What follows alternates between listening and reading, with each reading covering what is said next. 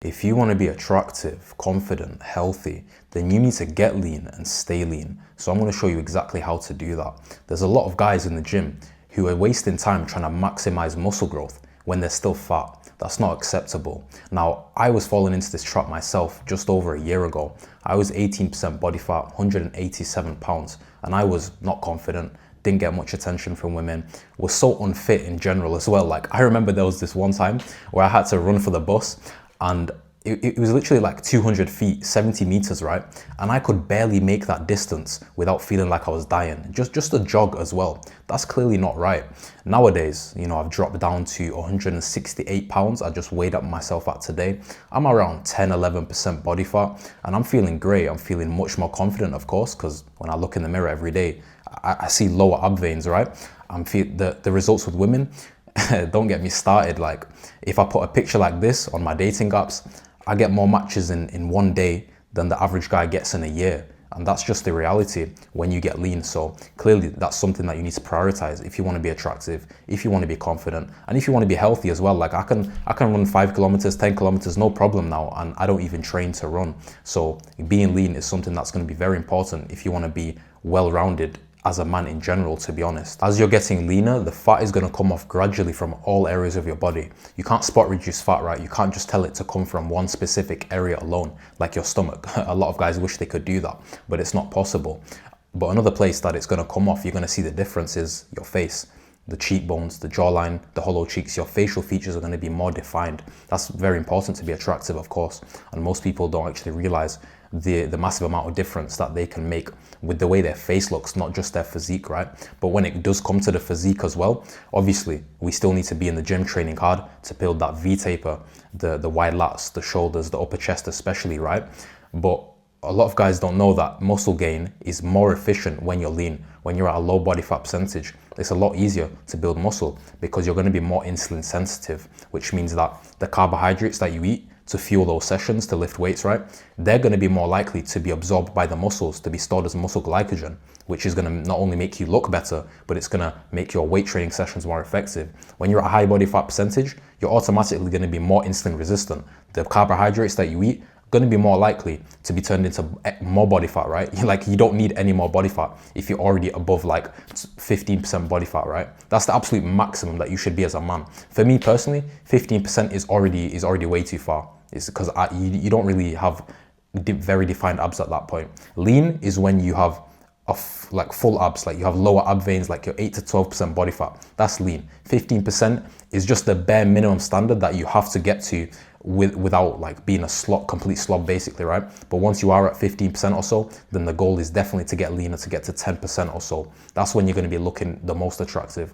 That's when you're going to have the defined facial features, the abs, the veins everywhere. That's where you're going to be feeling the best. Now, before I start getting into the details, you need to give yourself an honest evaluation of how much fat you've got to lose. And this is something that's very difficult. When I was 18% body fat or something, I thought I was like 13, 14%. I thought I was just gonna have to cut for a few weeks, drop 10 pounds and I'd be shredded. Clearly that wasn't the case. I'd had to drop like 25 or 30 to get to the point where I'm at now. And I'm still gonna continue a little bit more, right? So most guys underestimate their body fat percentage by like 5 to 8%. It's genuinely insane. You'll get guys saying they're 15% body fat. They're literally 25% body fat. They're so overweight. It's unreal. So you need to be honest with yourself. You need to drop the ego, because if you think that you only have 10 pounds of fat to lose, 20 pounds, and you have like 50 or 60, then you're going to be so demotivated when you get to the point where you've dropped 20 pounds and you're not even looking good. You know what I mean? And that's just how it is. Once you get leaner, then the incremental amounts of fat that you lose, the extra pounds, they start to have more of an impact. If you drop from 25% body fat to 20%, you're not going to be looking that much different. I mean, you can probably tell, other people will probably think you look the same. When you drop from 20 to 15, now you're actually going to notice something for real, right? When you drop from 15 to 10, even though it's the same percentage as 25 to 20, 15 to 10 is much more drastic. You'll be looking like a completely different person compared than compared from 25 to 20, right? So just accept that it's probably going to take you a bit longer than you think.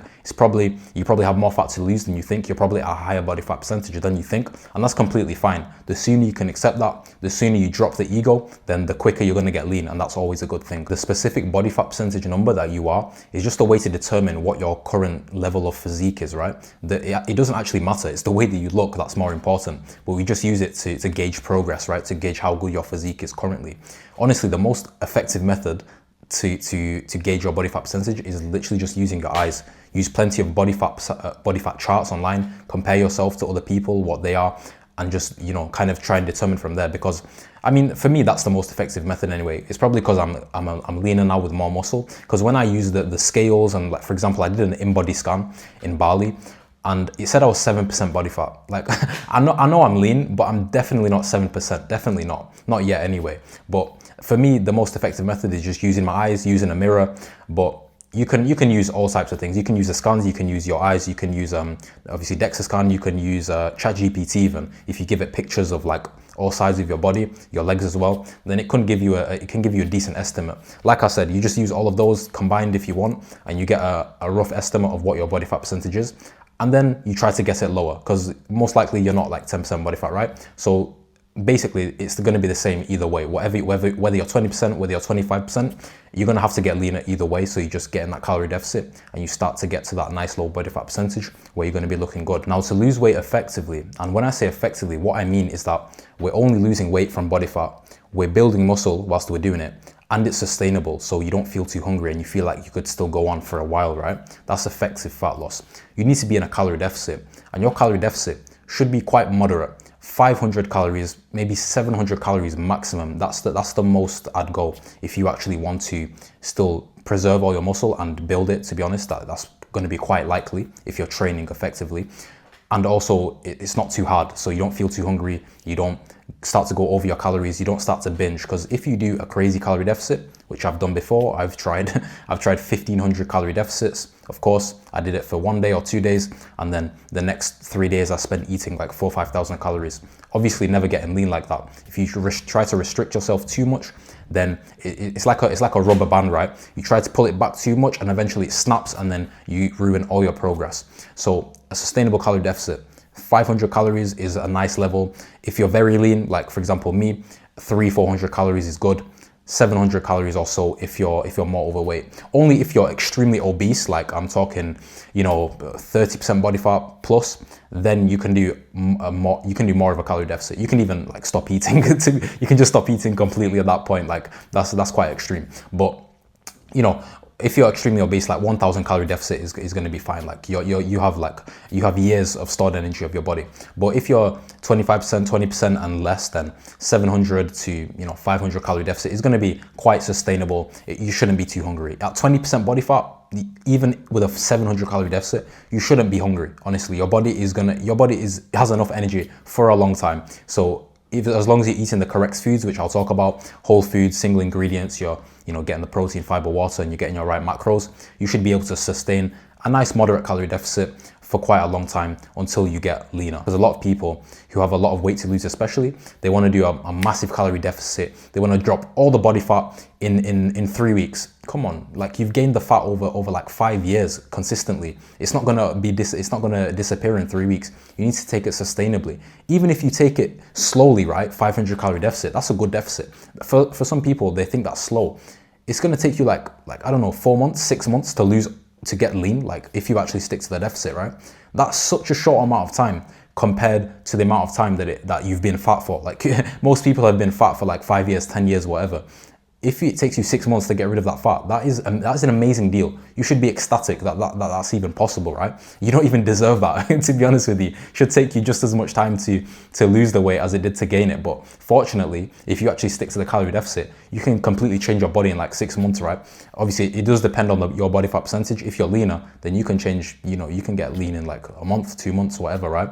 But most people are not that lean yet. Now, the easiest way to calculate your maintenance calories is to go on a TDEE calculator, and it's gonna ask you for some information, and then it's gonna give you a number, which is gonna be a rough estimate of your maintenance calories. It might not be completely accurate, but it should be somewhere close. So you just track your weight every single day, you eat that amount of calories, and then whichever way your weight fluctuates, up or down, then obviously you know how accurate it is and you can adjust from there. Now, we obviously need this number because to get into a deficit, we need to subtract an amount of calories from our maintenance. So like I said, if you're doing a moderate deficit, you get the number, whatever your maintenance calories is, and then you subtract 500 calories and you eat that amount of calories. That's the amount of calories you have to eat to lose weight consistently. 500 calories deficit every single day means 1 pound of fat loss per week. 3,500 calories over 7 days is 1 pound of fat loss per week, right? So that is a nice rate of fat loss. If you're more overweight, 20%, 25%, then you can go a little bit more aggressive. You can do 700 deficit. That's going to be about £1.5 pounds per week. So over the month, you're losing 4 to 6 pounds. That's a good rate of fat loss. Like I said, if you start to rush it, you go too aggressive, you stop building muscle, you start to get more hungry, and eventually you end up breaking, you end up binging, you ruin a lot of progress. It's actually, it's funny because people think that it's going to be faster if they do a 1,000 calorie deficit, right? But if you take that deficit over the month and you factor in how many times you didn't hit those calories because you were too hungry and you binged, and then you compare it to if you just done a 500 deficit, but you actually stuck to it every single day, you're gonna find that the slower way is actually faster, right? Because as long as you stick to the calories, you're gonna lose that amount of weight consistently. Whereas if you try to do too much of an aggressive deficit and you can only do it 3 days of the week, well, your rate of fat loss is gonna be a lot slower overall, right? Or maybe non-existent. So do it sustainably so you can actually stick to that amount of calories and you can lose the weight that you want to lose. Your calories are going to be distributed between proteins, fats and carbs, of course, right? So that's your macronutrients. This is very important to do correctly, because if not, then the total amount of weight that you lose will be the same provided you actually stick to the calories, but your body fat your composition will suffer. You won't lose the same amount of body fat. You'll probably lose muscle. You'll feel like shit and you'll probably not stick to the calories because it's a lot harder if you're not eating correctly, if your macronutrients are not optimized, the micronutrients as well, right? So your protein should be at 1 gram per pound of lean body weight, and it should be mostly animal protein because this is better for satiety, this is better for muscle growth because all the amino acids are present.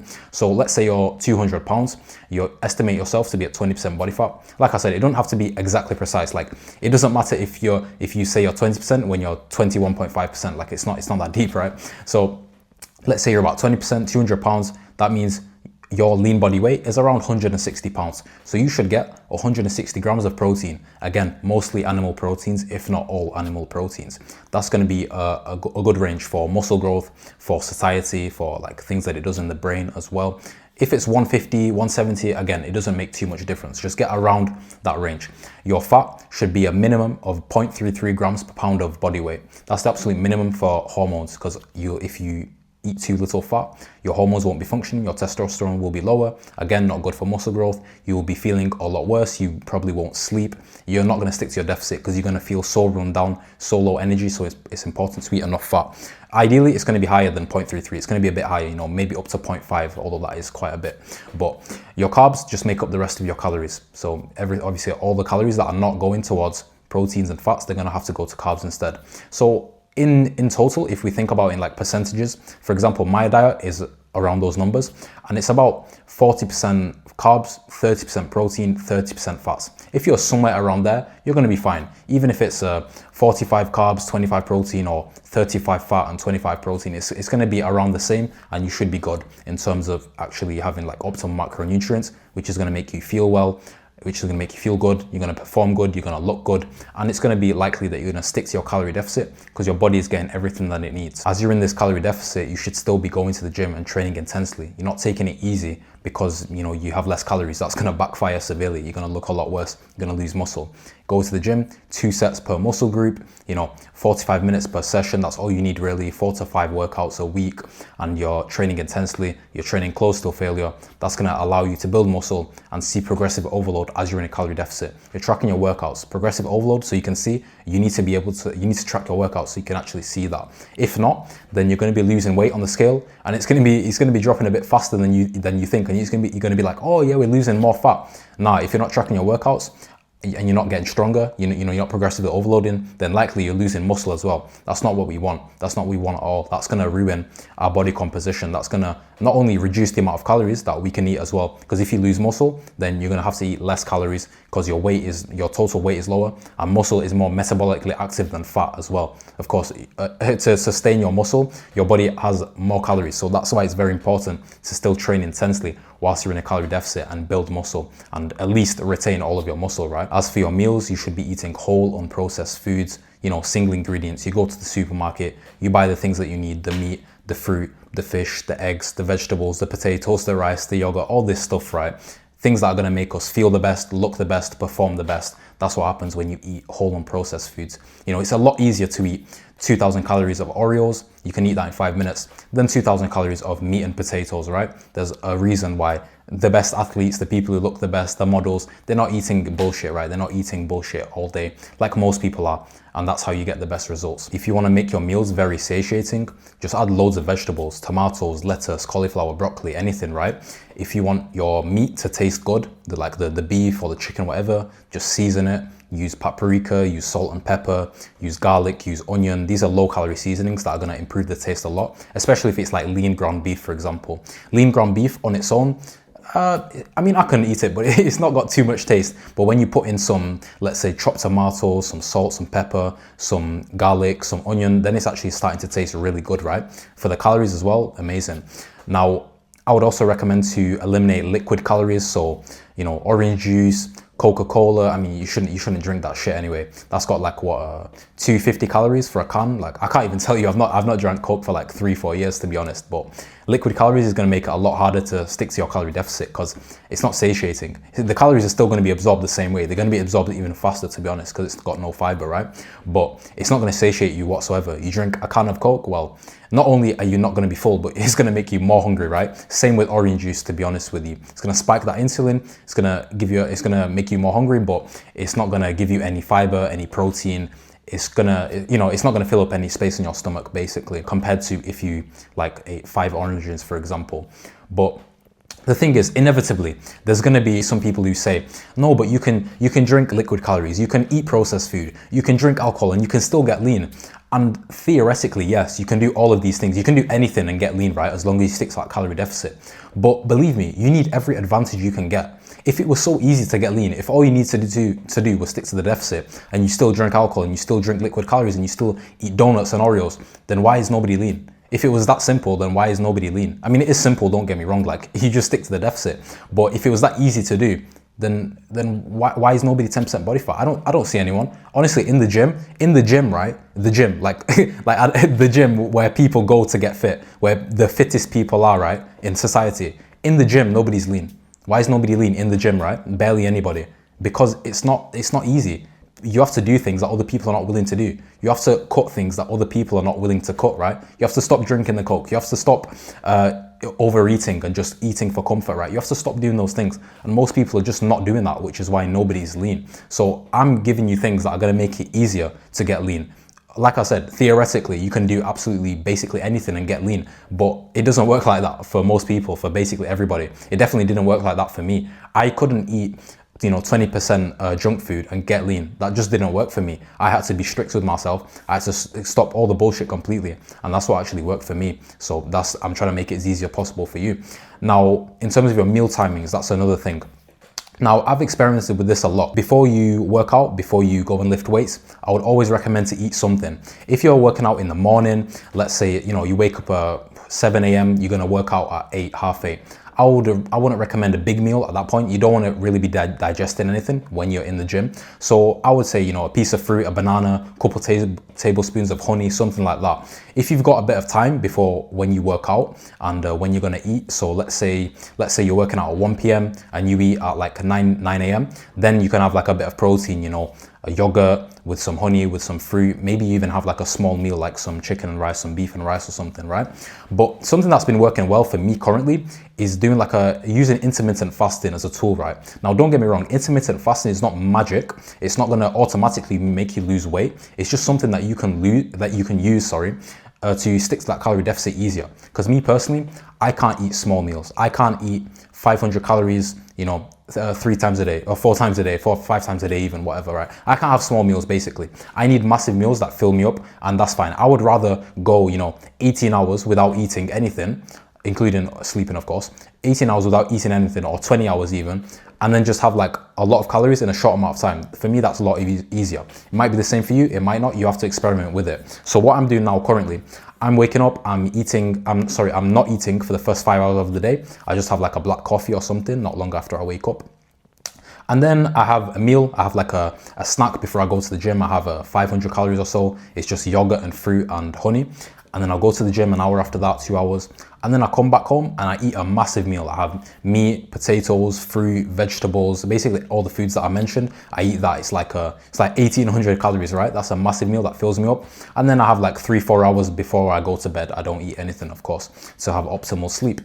And that's working for me. I'm losing weight consistently. I'm not really feeling that hungry. Even when I'm fasting, like fasting technically, right? Even when I'm fasting, I don't really feel that hungry. I'm used to it by now. Might take a bit of getting used to. It might take a bit of an adaptation period if you're gonna try to do something like that. But for me, it's definitely worth it. And that's what's allowed me to get lean quite effortlessly. And I'm gonna continue to get lean as well. I'm in a deficit right now. We're gonna get absolutely shredded, right? So your meal timings, all these things that you can do is just basically optimizing your fat loss. The calorie deficit is obviously going to come from dropping those calories. The fat loss is going to come from dropping those calories and being in the calorie deficit. And then there's little things that you can do to make that easier to stick to, because at the end of the day, if you don't stick to the calorie deficit, you don't get lean. So you need to find the things that work for you to stick to the calorie deficit effectively and just lose that fat effectively. Something that I'd recommend for you to do to not only be able to eat more calories and still get lean, but stick to your calories easier as well, is to walk. That's the only cardio that you need to be doing. Believe me, you don't need to do high intensity workouts apart from lifting weights, right? You don't need to do high intensity cardio. You don't need to do 10 kilometers jog every day. You don't need to go crazy. You just need to walk. Basically, get 10,000 steps a day minimum, to be honest. Well, yeah, 10,000. 10,000 is a good target to set. Me personally, I'm doing 15 to 20,000, but that's not sustainable for most people, right? A lot of people don't even have the time to do that, right? But 10,000, everybody has the time to do that. If you do like 3 20 to 25 minute walks per day, that's 10K steps there already. You have the time to do that. Be honest with yourself, right? Walking after meals is something that can help as well, because it will kind of slow the insulin spike and it's going to make you less hungry. So you're going to, like, obviously if you eat a big meal, like for example, if I ate my 1,800 calorie meal and then I just sat down, half an hour later, an hour later, I might even still get a bit hungry. That's just the way, like, the body's weird like that. If you walk after your meals, you go for a 20-minute walk, then you're gonna find that you're actually more satisfied, you're actually more full, and you don't feel like you need to snack. You allow the food to digest a bit better as well, and that's a lot better. And even when you're maintaining that leanness, when you've already got to that nice low body fat percentage, walking and keeping the amount of steps up that you're doing currently is gonna make it a lot easier to stay lean, because you're gonna have a lot more calories to eat, and yeah, you're gonna be satisfied, and it's gonna be very easy for you to maintain that low body fat percentage, which is what everybody wants. So take it serious. Walking is actually proper, right?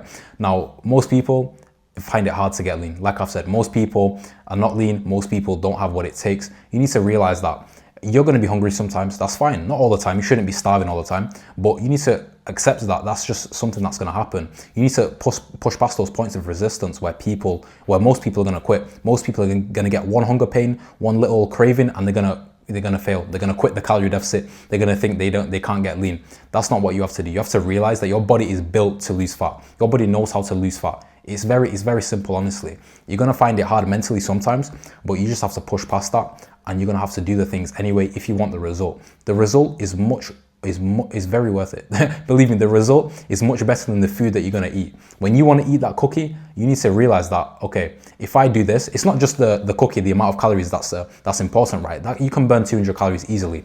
Well, kind of easily. The amount of calories is not important. It's about the mindset. If you allow yourself to give into those cravings, that's something that you're going to keep doing, and then you're never going to get lean. You're never going to build that discipline to actually get lean and stay lean forever. That's something that's very important. If you want to be lean, you need to do the things regardless of how you feel, and eventually gets to that point where it's just so easy, you can do it forever. So take into account what I've said in the video. If you want to get lean, get your diet in check, get your calories sorted, allow yourself to hit those calories sustainably, and you're going to get lean before you know it. And then obviously your mindset will have developed so you can stay lean forever. Once you build that momentum, you get in that positive upward spiral, then it gets a lot easier. You get motivated by yourself, then obviously it's a lot easier to get lean and stay lean. So Make sure you're doing the things that it's gonna take to get lean, stick to the calories, eat the right foods. It's gonna be simple, honestly.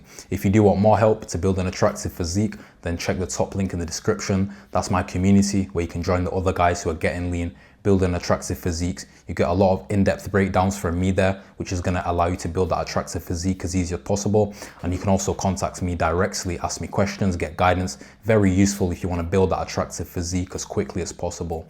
Top link in the description if you wanna be sexy.